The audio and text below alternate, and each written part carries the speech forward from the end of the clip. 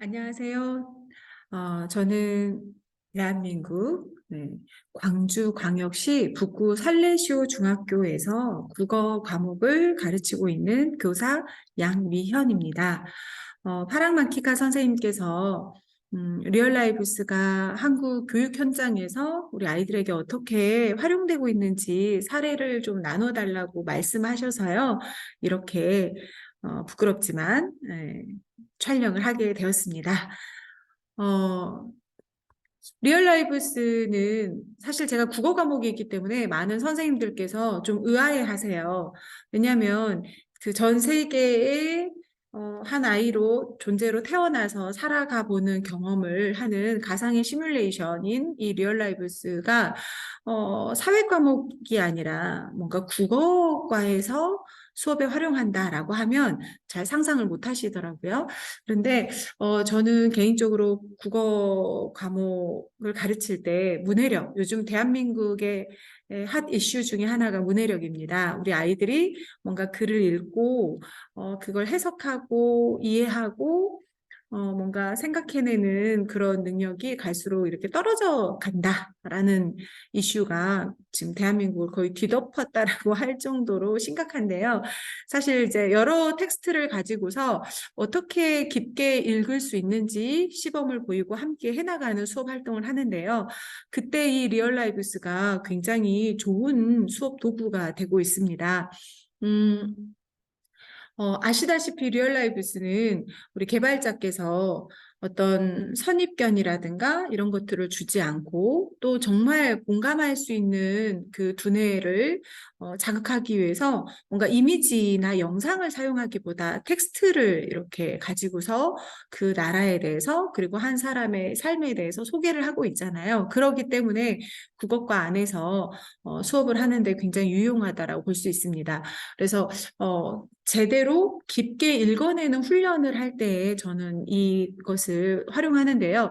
예를 들자면 이제 아이가 이렇게 한 나라에서 태어나게 되면 처음에 이제 그 나라의 정보, 국가의 정보가 나오잖아요. 그래서 뭐 종교라든가 그다음에 그 나라가 위치한 세계 지도 안에서 어느 지점에 위치해 있는지 뭐 지도가 나온다든가 그다음에 그 나라의 국가의 정보가 수치나 어떤 그 랭킹, 이런 수치화되어서 나오는 정보들이 있는데요.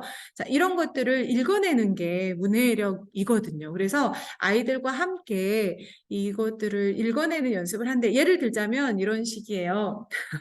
네. 어, 이제 뭐 국가 간의 수치 비교를 할 때 아이들은 당연히 뭔가 대한민국은 굉장히 의료 체계도 잘 발달되어 있고 굉장히 먹고 사는 문제에 있어서 그렇게 부족함이 없기 때문에 사실 사망률이 높을 거라고 상상하지 못하거든요. 그런데 이제 다른 나라하고 이렇게 비교해 봤을 때 대한민국의 사망률이 굉장히 이제 높은 것을 발견하게 하는 거죠. 발견하게 되면 그걸로 끝나는 게 아니라 그냥 높구나 이렇게 끝나는 게 아니라 글을 읽는다는 건 그 이면까지 내는 것이기 때문에 왜 높을까라는 질문을 하게 되고 여러 가지 추측을 해보는 거죠. 그리고 단순하게 근거 없이 추측하는 것이 아니라 근거를 가지고 추론하기 위해서 이제 근거를 찾기 시작합니다. 그러다 보면 아이들이 대한민국이 이제 여러 문헌, 인터넷 자료나 그다음에 어떤 이제 책이나 이런 것들을 통해서 이제 발견하게 되는 것이 대한민국이 교통사고로 사망률이 굉장히 높구나. 그렇다면, 이제 또 거기서 끝나는 것이 아니라, 그렇다면 왜 대한민국은 교통사고 사망 비율이 높을까를 또 아이들이 추론을 해 나가는 과정에서 여러 텍스트를 읽고 해석해 나가는 과정들을 거칩니다. 그러다 보면 이제 대한민국의 사실 교통 법규가 굉장히 다른 선진국에 비해서 관대하다라는 거, 그러니까 운전자 중심이라고 하는 거, 그다음에 뭔가 처벌이 그렇게 크지 않다라는 거, 그래서 뭔가 운전을 보행자 중심의 교통 법규가 더 이렇게 제한이 돼야 되고 정책으로 실현돼야 된다는 그런 이야기들을 아이들이 하기도 하고요. 또 워낙 땅덩어리가 좁은 데에서 인구 밀집도가 높기 때문에 사실 교통이 이제 발달하기는 했으나 그러다 보니 또 교통사고가 많이 날 수밖에 없는 어떤 그런 환경적인 요인들도 추론을 해 나가고요. 그래서 이런 추론해 나가는 과정 안에서 많은 텍스트를 읽는 경험을 하게 되고 그걸 해석해서 조직하고 자기의 언어로 다시 표현하고 그러면서 자연스럽게 문해력이 이렇게 향상되는 그런 수업들이 이루어집니다. 최근에는요, 러시아에서 아이들이 태어나서 러시아를 경험했거든요. 왜냐하면 사실 1년 전부터 러시아, 우크라이나 글로벌 이슈가 전 세계를 뒤덮고 있잖아요. 근데 지금은 조금 아이들이 많이 익숙해졌는데 초반에는 왜 러시아가 우크라이나를 침공했는지에 대해서 사실 잘 피부로 와닿지 않고 이유를 잘 모르는 그냥 무조건 러시아는 전쟁을 일으킨 나쁜 존재.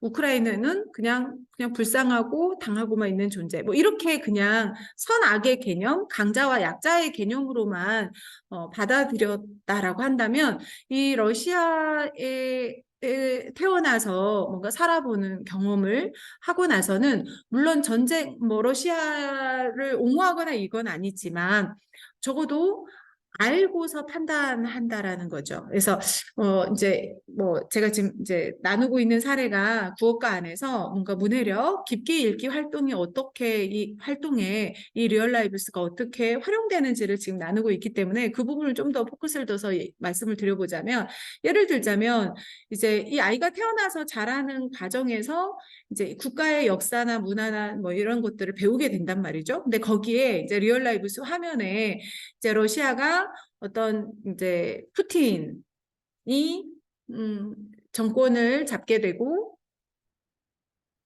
이제 그 이후로 굉장히 경제 발전이 이렇게 가속도가 붙어서 발전을 이루게 됐다. 뭐 이런 맥락의 텍스트가 이렇게 설명이 나와요. 근데 이제 그거를 그냥 읽고 이해하는 것으로 읽고 끝나는 것이 아니라 이제 아이들은 거기서 왜라는 질문을 던져보는 거죠. 그래서 아이들의 질문을 하게 됩니다. 선생님, 근데요, 독재 정권인데 그걸 러시아 국민들은 그냥 놔두나요?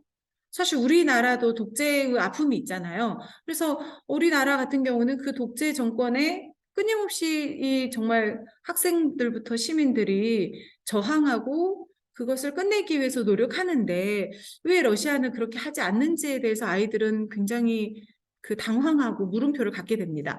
그러면 또 그거 가지고서 그럼 그 궁금증을 해소하기 위해서 아이들이 또 열심히 인터넷 자료를 검색하기도 하고 또 책을 찾아보기도 하고 그러면서 이제 어떻게까지 수업이 이제 진행이 되냐면 이제 러시아가 위치한 지정학적 위치를 이제 아이들이 주목해서 보게 되는 거죠. 그래서 이 내륙 지방으로 연결되어 있는데 사실 우리나라는 남북의 대치만으로도 굉장히 늘 전쟁의 긴장감을 가지고 살아가고 있는 나라인데 러시아 같은 경우는 국경을 맞대고 있는 나라들이 엄청나게 많은 실제로 아이들이 수업할 때 사회과 부도를 수업 자료로 가져와서 또 사용하거든요. 그래서 국경을 맞대고 있는 지역을 하나하나 다 세워갔던 것 같아요. 굉장히 많았던 걸로 기억이 나는데 그러다 보면 러시아가 이렇게 늘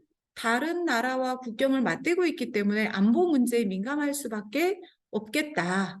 그리고 또 아이들이 또 러시아에 대해서 또 자료를 막 찾고 하다 보면 이제 땅덩어리가 넓기는 하는데 사실 농사를 짓고 또 잘 이렇게 쾌적한 환경에서 살 수 있는 그런 어떤 지리적, 환경적 요건이 되지 않는다라는 거 굉장히 추운 동토들이 많이 있잖아요. 그래서 러시아 입장에서는 살기 위해서 이 따뜻한 또 비옥한 이 서쪽으로 계속해서 전진을 해야 되는 필요가 있는 뭐 이런 것들 그런 것들도 아이들이 이제 이야기를 하면서 결론은 러시아라고 하는 나라는 역사적으로 사실 지정학적 위치도 그렇고 본인들이 먹고 살기 위해서도 그렇고 끊임없이 침략을 당하기도 하고 또 자기의 영토를 확장하고 지켜나가야 하는 그런 어떤 숙명 있다라는 거. 그런 상황에서 사실 강력한 리더십, 중앙 집권적인 리더십이 있지 않으면 그 전쟁의 역사 안에서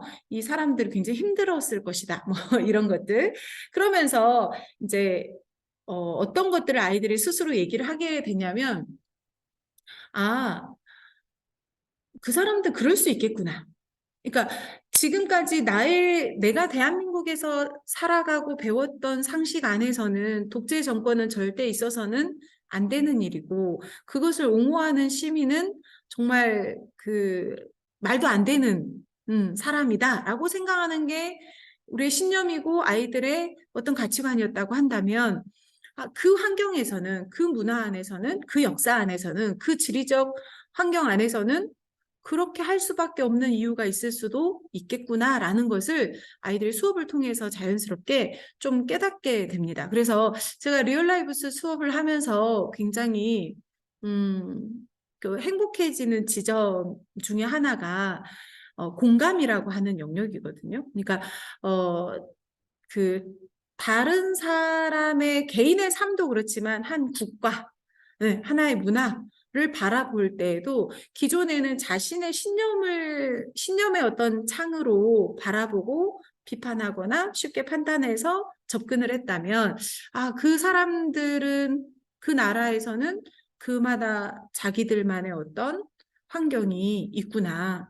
뭔가 그런 신념을 형성하게 되는 백그라운드가 있구나. 뭐 이런 것들을 깨달아가게 되면서 공감하게 된다는 거죠. 그래서 사실은 정서적인 공감이 이루어지지 않을 수도 있긴 하지만 적어도 머리로 공감하게 되는 인지적 공감이 일어나게 되면서 자연스럽게 쉽게 다른 사람을 자신의 잣대로 판단하지 않는 그런 일들이 이 리얼라이브스 수업을 하면서 이루어지게 되는 것 같아요. 그래서 이 이제 문해력 향상 프로젝트로 이 리얼라이브스 수업을 하게 되면 자연스럽게 아이들이 어떤 이야기들을 굉장히 많이 하냐면요. 독서가 중요하구나. 배운다는 것이 굉장히 의미가 있구나. 나는 이전에는, 왜 지리, 뭐, 사회, 이런 걸 배워야 되는지 잘 이유를 몰랐고, 이전에는 가정을 왜 배워야 되는지 잘 이유를 몰랐다면, 사실 이 리얼라이브스 수업을 해가는 과정에서, 아이들이 가정 수업 시간에 배웠던 노트를 꺼내서 근거 찾기를 하거든요. 왜냐하면, 저도 사실 리얼라이브스 플레이를 하면서 새롭게 알게 된 건데, 영양실조 하면, 부끄럽지만 저도 영양실조 하면 항상 아프리카 아이들을 머릿속에 떠올렸고 아니면 북한의 아이들을 머릿속에 떠올렸던 것 같아요. 근데 막상 리얼라이브스에서 새로운 세계에서 이렇게 살아가다 보니까 굉장히 많은 나라의 많은 사람들이 영양실조로 고통받고 있고 죽어간다는 것을 알게 되었는데, 꼭 아프리카만의 문제가 아니라는. 그래서 근데 이제 이렇게 애들이 질문하고 자료를 찾아가는 그런 과정들을 통해서 영양실조가 꼭 먹을 것이 없어서 걸리는 것이 아니라 영양에 대한 정보가 부족해서 사실 영양실조를 이렇게 해결하지 못하는 나라들도 있고 또 있으나 잘 유통이 되고 이렇게 분배되는 시스템의 문제가 있어서 영양실조에 걸리기도 하고 혹은 종교적인 신념, 문화 이런 것 때문에 영양실조에 걸리기도 하고 뭐 이런 여러 가지 원인들을 탐색해가는 과정 안에서 아이들이 수업 시간에 각 교과서에서 배우는 지식들이 그 모든 것들을 해석하고 바라볼 수 있는 어떤 마중물이 된다는 것을 깨닫게 되는 시간이 되는 것 같아요. 그래서 리얼라이브스 수업을 하게 되면요, 아이들이 책을 많이 읽습니다.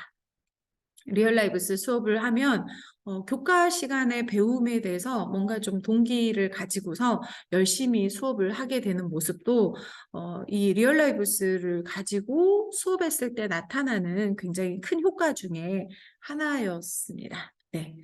음, 또 리얼라이브스 수업이 이제 그 국가에 대한 어떤 여러 정보도 있지만 이제 이 아이가 뭐 살아가는 과정에서 뭔가를 선택하고 그 선택에 따른 결과들이 이렇게 이제 나오는 경험들을 하잖아요. 이것도 우리 청소년 아이들에게는 정말 눈이 번쩍 뜨이게 하는 경험이었던 것 같아요. 그러니까 어떤 선택을 하게 되는데, 사실 저희 아이들이 본인이 원하는 것을 본인이 주도적으로 오롯이 선택해 보는 경험이 별로 많지 않잖아요. 이걸 선택했을 때 일어나는 일들이 뻔하기 때문에 끊임없이 교사나 아니면은 부모님으로부터 이런 건 선택하면 안 되고 이런 건 선택해야 돼라고 교육을 받으면서 살고 있잖아요. 근데 아이들에게는 늘 그 목마름이 있는 거죠. 내가 원하는 것을 내가 선택해서 내 인생을 살아보고 싶다라고 하는 그런 열망이 있죠. 근데 그걸 현실에서 하기에는 대가 지불이 너무 크니까 사실 하고 싶지만 아이들도 이렇게 꾹 꾹꾹 누르고 있는 삶을 살고 있다면 이 리얼 라이브스 안에서는 그럴 필요가 없잖아요. 가상이기 때문에 본인이 해보고 싶었던 것을 마음껏 선택하고 플레이를 해 나가거든요. 그래서 굉장히 그 인상 깊었던 수업 중에 한 가지는 이제 대한민국에 태어나고 싶다.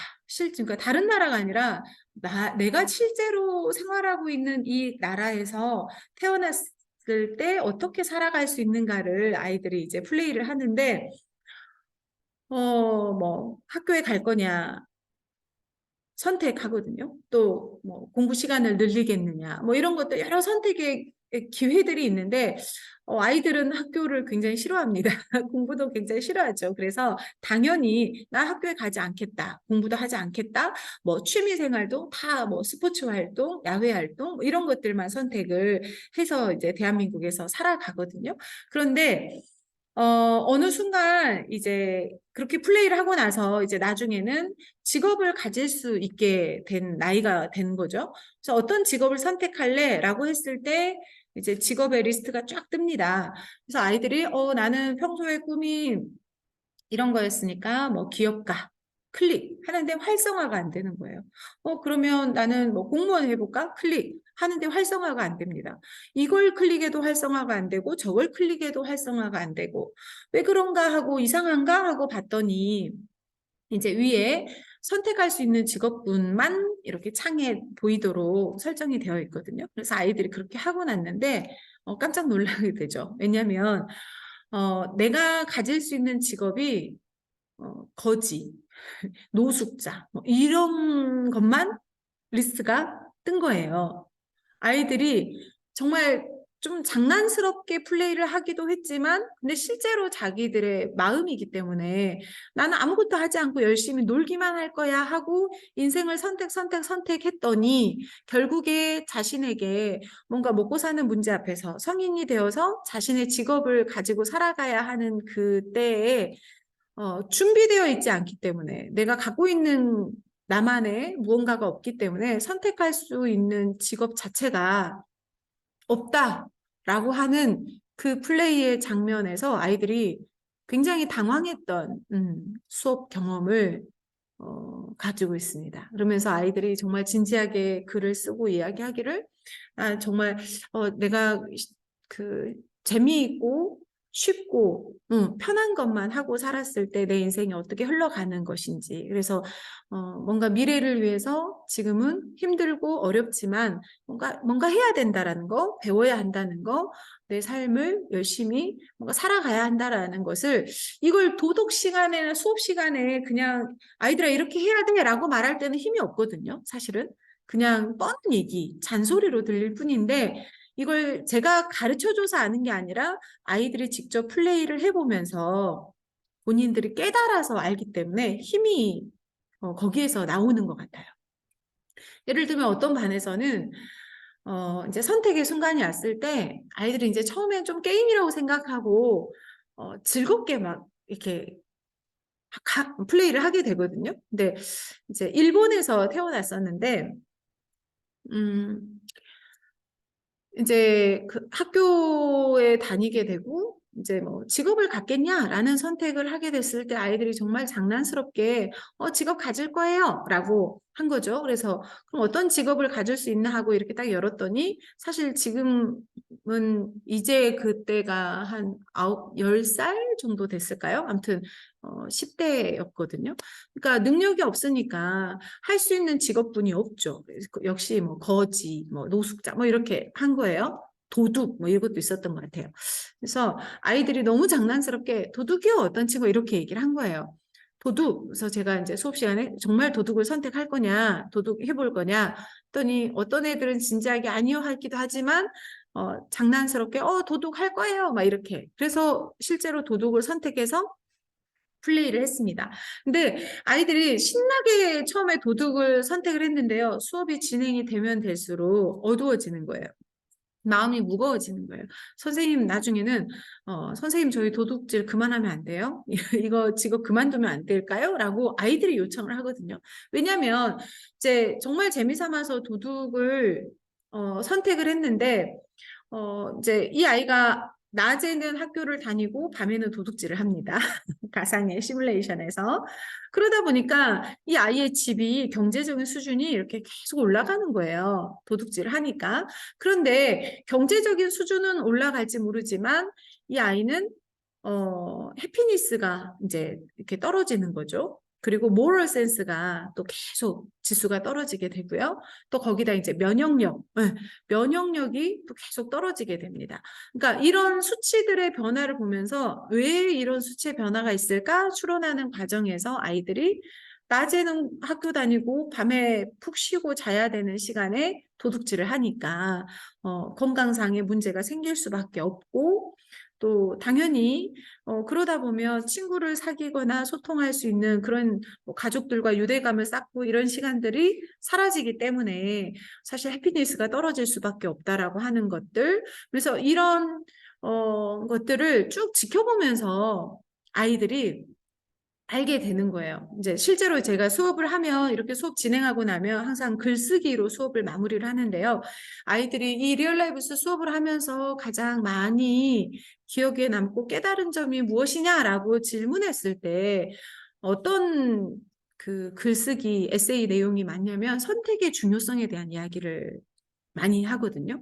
그래서 본인은 그냥 장난스럽게 선택했지만 그것이 결국은 자기에게 전부 다 돌아온다는 거, 그 선택에 대한 책임을 반드시 질 수밖에 없는 인생에 대해서 부모님이 말해서 교사가 말해줘서 아는 게 아니라 본인이 이 가상의 세계에서 직접 살아보면서 스스로 느끼고 그걸 각인을 시키는 그런 내용들이 굉장히 많이 있었습니다. 또 재미있는 것은 아이들이 연애를 하겠느냐라고 했을 때 당연히 하고 싶죠. 그래서 열심히 연애를 하는데 하려고 이제 선택을 하는데 의외로 아이들이 지능에 대해서 상대방의 지능의 요건을 굉장히 많이 따지더라고요. 그래서 지능이 좋지 않은 친구들이 나오면 얘는 패스해요. 얘랑 안 사귈 거예요. 하고 패스 하면서 계속 이제 이 리얼라이브스에서 그러면 이 친구는 어때? 하고 또 다른 친구가 나오거든요. 그러면 이 친구의 건강은 어떻고 해피니스는 어떻고 뭐 지능은 어떻고 막 이렇게 나오는데 우리 아이들이 사람을 볼 때에 가지고 있는 속성 중에서 굉장히 중요하게 여기는 게 지능이라는 것을 또 보게 됐어요. 본인들도 스스로 놀랐죠. 아무튼 그렇게 했는데 결국에는 이제 내가 굉장히 그 만족스러운 상대가 이성 친구가 나타났어요. 그래서 선생님 이 친구를 선택하겠습니다 하고 딱 선택을 눌렀는데 상대방이 이런 이유로 거절을 했다. 라고 이렇게 메시지가 창이 딱 뜨면서 로맨스가 이루어지지 않거든요. 아이들이 엄청 충격에 빠지는 거죠. 근데 그냥 재미로 끝나는 게 아니라 아이들이 글을 쓸 때 그 내용이 굉장히 인상 깊었던 것 같아요. 어, 내가 누군가를 선택할 수 있는 음, 그 권한이 나에게 있다라고 생각했는데 나도 누군가에게 선택을 받아야 하는 존재라는 것을 굉장히 인상 깊게 깨달았다라는 거죠. 그래서 내가 정말 좋은 사람을 선택하고 싶은 만큼 나도 누군가에게 좋은 사람으로 선택받아야 하기 때문에 지금 내가 준비해야 되는 것들이 있다라는 것을 이렇게 쭉 담담하게 에세이를 써내려간 학생들이 있었거든요. 그래서 이렇게 리얼라이브스가 사실 청소년들에게 물론 이게 이제 대학에서도 뭐 사용될 수 있고 하겠지만 저는 이게 10대 청소년들에게 꼭 정말 의미 있는 프로그램이다라고 생각하는 이유가 이런 부분인 것 같아요. 내가 가보지 않는 길에 대해서 가상의 세계이지만 한번 가보는 것. 그래서 현실에서 이루지 못한 욕구를 가상에서나마 채워보는데 그것이 정말 의미 있게 다가와서 새롭게 자기 인생을 좀 조망할 수 있게 해주는 그런 힘이 리얼 라이브스에 있지 않나라는 생각을 해보거든요. 그래서 아이들은 뭐 흡연 같은 경우도 그냥 피고 싶어 해요. 멋있어 보이니까. 그래서 가상의 세계에서 담배를 피울 거냐라고 물어봤을 때 피우겠다라고 선택하죠. 현실에서 못하니까 가상의 세계에서라도. 그런데 그렇게 하다 보면 어느새 이 건강 상태가 나빠지는 것이 이제 계속 여기서 뜨게 되거든요. 그러면 어, 당연한 상식이긴 하나 그게 그냥 담배를 피면 건강에 안 좋아. 이렇게 말을 듣는 것과, 내 캐릭터가 담배를 피기 시작하면서 실제로 건강이 안 좋아지는 것을 가상이라 하더라도 몰입도가 굉장히 뛰어나거든요, 이 프로그램이. 그래서, 내 캐릭터가 건강이 안 좋아지는 것을 경험하는 것을, 네, 경험하는 그 자체가 굉장히 새롭게 다가오는 거죠. 그래서 이제 제가 막 두서없이 지금 촬영을 하고 있긴 한데, 하여튼 이 프로그램이 교육 현장에서 어떤 의미가 있느냐, 굉장히 훌륭한 저는 도덕 교과서보다 더 힘이 있는 인성 교육의 어떤 그 교과 도구로서 큰 의미를 갖는다라고 좀 생각을 해봅니다. 또 교과 안에서요, 이 리얼라이브스는 저는 또 토론 수업으로 또 활용하거든요.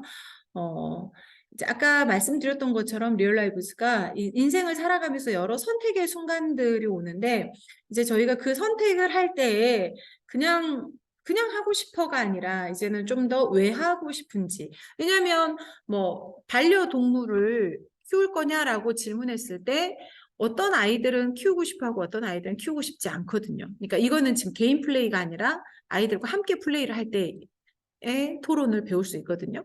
그래서 그럼 반려동물을 키우고 싶다 하는 아이들이 손을 들고 키우고 싶지 않다 하는 아이들이 손을 들어요. 그러면 이제 둘 중에 하나를 선택해야 되는데 서로 주장하기를 하는 거죠. 그래서 이 친구들은 반려동물을 왜 키우고 싶은지 주장을. 근데 이제 이게 여기에서 뭘 배우냐면 단순하게 하고 싶다가 아니라 자신의 주장을 내세울 때는 근거와 논리를 가지고서 주장하기 연습을 하거든요. 그래서 이거 하나 선택할 때도 반려동물을 키우고 싶다면 반려동물을 키우면 왜 좋은지 정서에 매우 뭐 좋아요. 응. 그냥 이렇게 얘기하는 게 아니라 실제로 아이들이 자료를 찾아서 검색을 해서 반려동물이 우리 사람들의 어떤 정서나 어떤 삶에 미치는 예, 영향을 음, 실제로 자료를 조사해서 그걸 근거로 해서 발표를 한다든가 뭐 이런 상황들을 계속해서 연습을 하거든요. 그러다 보니까 뭔가 주장을 할 때는 그냥 단순하게 내가 하고 싶다, 그냥 내 생각이 이래가 아니라 명확한 근거와 논리를 가지고서 상대방을 설득할 수 있어야 되는 것이구나. 또 상대방의 주장에 대해서 반대를 할 때도 역시 마찬가지로 그냥이 아니라 우리 10대 청소년들이 제일 많이 사용하는 단어가 그냥이에요. 근데 이 리얼라이브스 수업을 하면서는 그냥이 아니라 어떤 근거를 가지고서 논리를 가지고 상대방의 의견에 동조하거나 반대하거나 하는 연습들을 하게 됩니다. 사실 토론 그냥 수업에서도 배웁니다. 근데 왜 리얼라이브스로 했을 때 더 치열하냐면요. 여기에서 나오는 어떤 선택이 우리 아이들이 일상에서 경험하는 선택의 순간들이거든요. 한마디로 뭔가 내가 살고 있는 삶과는 괴리된 어떤 주제를 가지고 토론을 배우는 게 아니라 지금 당장 내가 학교에 가고 싶은지, 방과 후 수업을 하고 싶은지, 반려동물을 키우고 싶은지, 키운다면 강아지인지 고양이인지 뭐 이런 것들이 사실 교실 안에 있는 모든 아이들이 참여할 수 있는 주제이면서도 굉장히 치열하게 찬반의 토론을 하고 뭔가 대안을 제시할 수 있는 그런 연습을 할 수 있는 어떤 제재들을 이 리얼 라이브스가 제공을 해준다 하는 그런 장점들이 있다고 볼 수가 있습니다. 그래서요, 리얼 라이브스 수업은 굉장히 의미가 있습니다. 우리 특별히 또 그 세계화 시대인데, 이제 저희가 학교에서 Think Globally, Act Locally 이걸 화두로 이제 저 수업을 하고 있거든요. 근데 아이들이 Think Globally를 하고 싶지만 사실 그것을 경험할 수 있는 어떤 시스템이 광주에는 특별히 별로 없는 것 같아요. 네. 근데 사실 유럽이나 다른 곳은 일상 안에서 많은 다양한 인종, 문화, 민족들과 섞여 살기 때문에 사실 글로벌 시대를 더 잘 준비할 수가 있는데 우리 아이들은 그렇지 못하잖아요. 대한민국의 아이들은.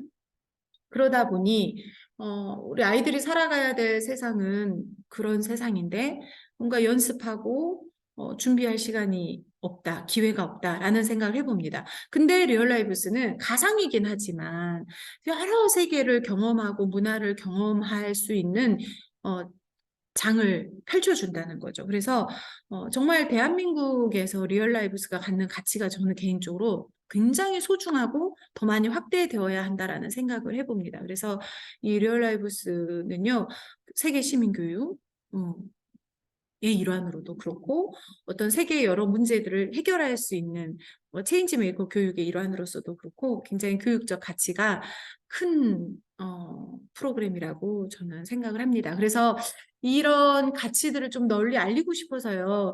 저 열심히 선생님들 그 연수 자리나 이런 곳에 이 프로그램을 소개하고 있거든요. 그래서 아직은 이제 선생님들도 굉장히 낯설기도 하고 특별히 이제 일반 그 공교육 안에서 이걸 하고 있기 때문에 그러니까 뭐 대안학교라든가 이런 학교가 아니기 때문에 이제 교육 과정을 재구성할 수는 있긴 하지만 소극적으로만 재구성할 수 있잖아요. 그래서 뭐 생각하는 것처럼 이 리얼라이브스를 많이 경험하기는 어렵다 하더라도 적어도 아이들이 1년에 한 번 정도만 깊게 한번 이 리얼라이브스 프로그램을 플레이하고 경험할 수 있는 기회들을 갖는다면 우리 아이들의 안목이 달라질 수 있다라는 생각을 좀 해보게 됩니다. 그래서 특별히 꼭 전 세계뿐 이 수업하면서 또 굉장히 큰 의미가 있었던 게 뭐냐면요. 아이들이요. 헬조선이라고 많이 얘기하잖아요. 굉장히 대한민국에 태어난 것에 대해서 굉장히 비관적으로 뭔가 부정적으로 생각하는 요즘 아이들이 굉장히 많거든요. 그런데 이 리얼라이브스 수업을 하고 나면 제일 먼저 아이들이 고백하는 게 뭐냐면 대한민국에 태어난 게 너무 감사하다. 우리가 굉장히 많은 것을 누리고 있구나. 이것의 소중함을 몰랐다. 나에게 당연한 것이 누군가에게는 당연한 것이 아니라는 것을 이렇게 경험하게 되면서 자신에게 주어진 삶에 대한 어떤 가치, 감사 이런 것들을 느끼게 되는 일이 가장 먼저 일어났던 변화였던 것 같아요. 그래서 최근에 그 마이클 샌던의 공정하다는 착각이라는 책을 읽으면서 능력주의에 대해서 물음표를 제기하고 있는데 내가 가지고 있는 것, 내가 노력한 것에 대한 결과를 내가 누리는 것은 당연하다라고 생각하는 이 성공주의, 그 능력주의가 왜 문제가 있는지 이제 이런 것들을 쭉 펼쳐나가는 걸 보면서 저는 리얼라이브스 생각을 참 많이 했거든요. 왜냐하면 이 리얼라이브스를 플레이를 하다 보면 내가 가지고 있고 내가 누리고 있는 것이 오로지 다 내 능력으로 갖는 것이 아니라는 걸 아이들이 제가 설명해줘서 아는 게 아니라 아이들이 글을 쓰면서 토론을 하면서 자연스럽게 고백을 스스로 깨달아서 고백을 하게 되는 것 같아요. 그래서 내가 누린 것에 대해서 감사하기도 하지만 또 누리지 못하는 누군가에 대해서 과거에는 쉽게 손가락질, 노력하지 않으니까, 능력이 없으니까 이렇게 쉽게 손가락질 했던 그런 모습에서 노력해도 되게 어려운 현실을 좀 바라보게 되고요. 또 그 노력해야 된다는 개념조차도 형성되지 않은 어떤 환경 안에서 태어난 사람들의 안타까운 삶에 대해서도 아이들이 공감하면서 좀 바라보게 되는 뭐 이런 일들이 이 리얼라이브스 수업을 통해서 지금 일어나고 있습니다. 두서없이 나눴는데요. 저는 이 대한민국의 많은 학교에서 이 리얼라이브스가 더 많이 활용되면 좋겠다라는 생각을 해봅니다. 잠깐 저희 아이가 나눴던 영상을 한번 공유해 드리면 좋겠습니다.